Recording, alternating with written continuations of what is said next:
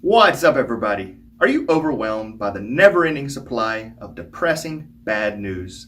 Well, let's refuel our tanks with 7 recent positive stories. This is Giddy News for the month of July 2020.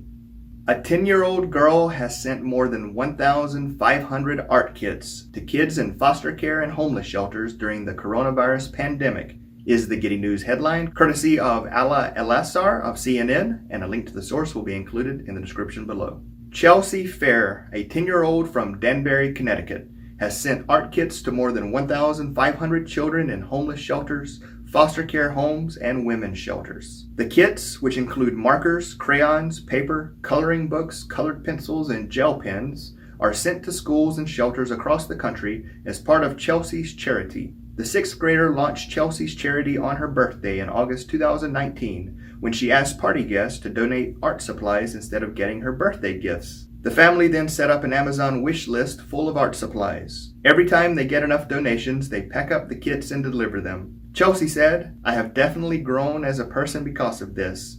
Now my dream is to meet every kid in the entire world and give them art." Woman attempting suicide in Tokyo has life saved by 20 sumo wrestlers, is the Giddy News headline, courtesy of Casey Bessel with Sora News 24, and a link to the source will be included in the description below. A woman in her 30s was walking near the Kinagakawa River. Stepping out onto a pedestrian bridge that spans the river, she climbed over the chest-high railing and threw herself into the water below in a suicide attempt. Luckily, a 70-something local saw the woman fall into the water. "Don't die!" he shouted while whipping out his phone to call the paramedics. But it turned out that help was even closer by.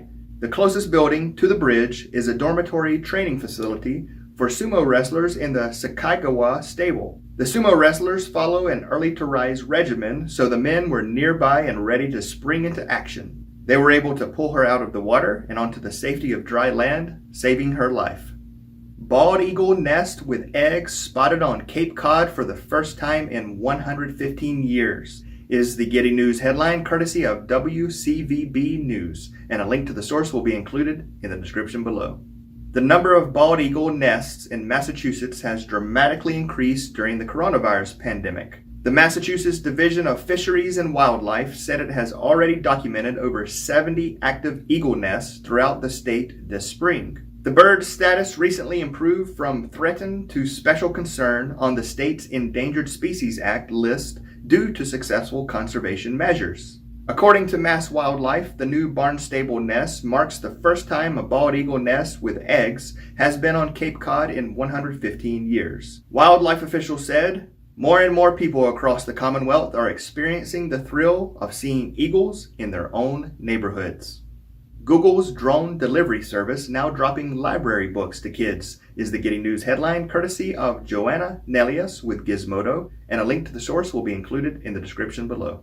Book-loving kids in Christiansburg, Virginia are about to get a special delivery to ease the boredom of summer quarantine. Google will start dropping books to kids via its drone delivery service, Wing. For many school librarians, getting kids to read over the summer can be a challenge. Having some sort of library book delivery service is essential to make sure children continue to have access to books. Kelly Pasick, a Montgomery County Public Schools middle school librarian, recommended the drone delivery service. Pasick hopes that watching a drone deliver books to their house will entice kids to read more. She said, "I think kids are going to be just thrilled to learn that they are going to be the first in the world to receive a library book by drone."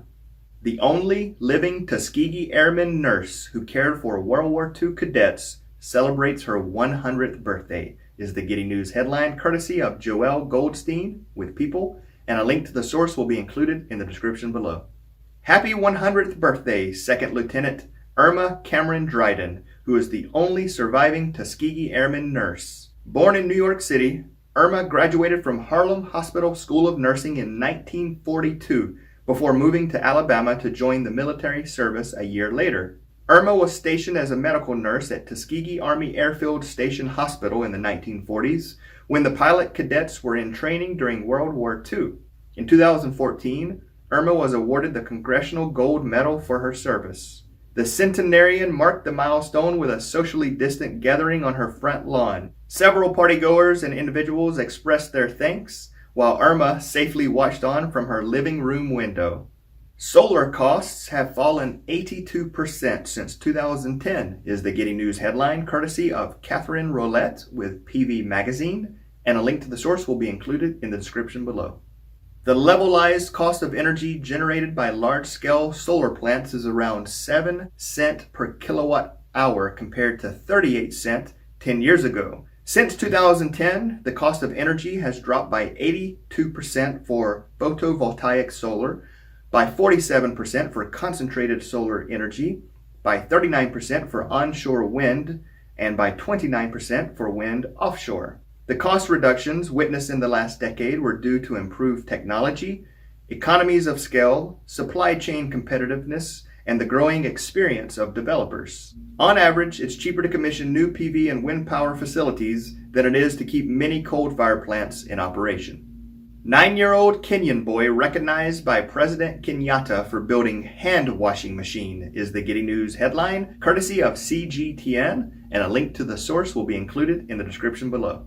Stephen Wamukota, a 9-year-old Kenyan boy, was named by President Kenyatta as a recipient of the prestigious Uzalendo Award for building a unique hand washing machine to aid in the fight against COVID-19. The hand washing machine is meant to help users clean their hands without touching it, thereby minimizing any possible contact with the disease during the process. Since his simple machine hit the news headlines, political leaders from the young boy's region have promised to help nurture his talent further. Regarding his invention, Wamukota said, "I had the idea of developing this machine, and after I started, I ran out of materials and approached my father, and he assisted me to complete it." All right, that's it. I would love to hear what you think about this edition of Giddy News, and if you have a positive news story that you'd like for me to share, please include a link in the comments below. And until next time, thanks for watching.